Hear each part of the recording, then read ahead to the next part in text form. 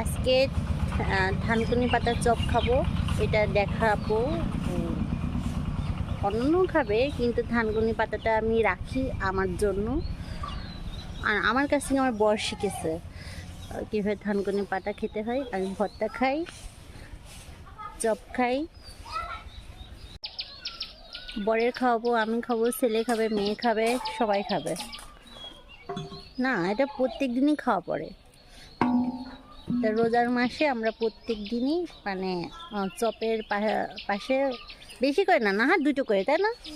দুটো করে আমরা হলো থানকুনি পাতার চপ খাই,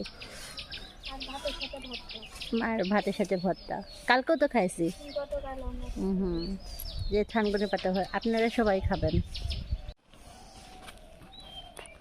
আর আমরা কি তুলতেছি? থানকুনি পাতা।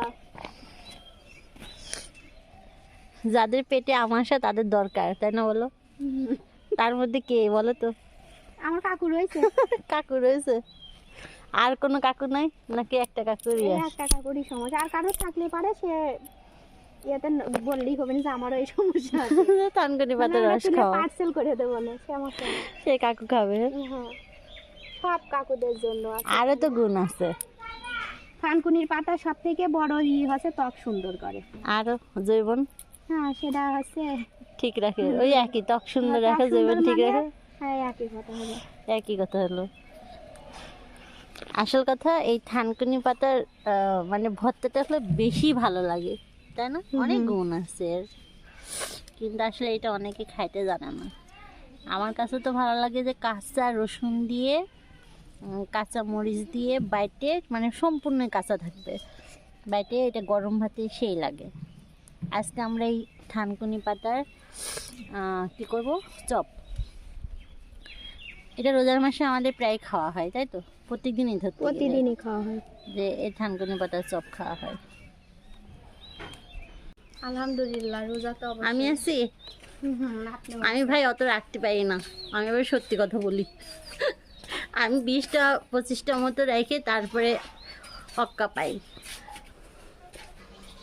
তাই আমি আবার একটু সত্যি কথা বেশি বলি। তো নাকি মিথ্যা কথা বেশি বলি? সত্যি কথাই বেশি। আসলে পানি টান পড়ে যায় বেশি করে, এই জন্য শরবত খাই। চলেন যাই, আগে রান্না করতে যাই, ইফতার করতে হবে না। এই যে আমরা থানকুনির পাতা এইভাবে করে সুন্দর করে মাখাই, তাই তো?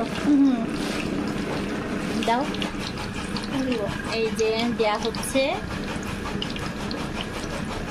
আর এই যে ভাইজে কিছু রাখা হলো, একটু কড়া করে ভাজা, যেহেতু সময় শেষ, অন্যান্য ভাজা হয়েছে তো, অন্যগুলো ডিমের চপ টপ, বেগুন চপ, আলু চপ, এগুলো ভাজা হয়েছে, যার কারণে সময় মানে শেষের দিকে তো দেখাবো, মানে ওইভাবে আর হলো না।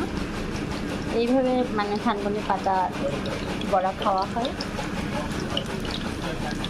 একদম মচমচে, কিন্তু দেখতে মনে হচ্ছে সবুজ, হ্যাঁ, কিন্তু মচমচে। পাতাটাও ওইভাবে ফুল ইয়ে হয়নি, বেশ একটা খেতেও স্বাদ।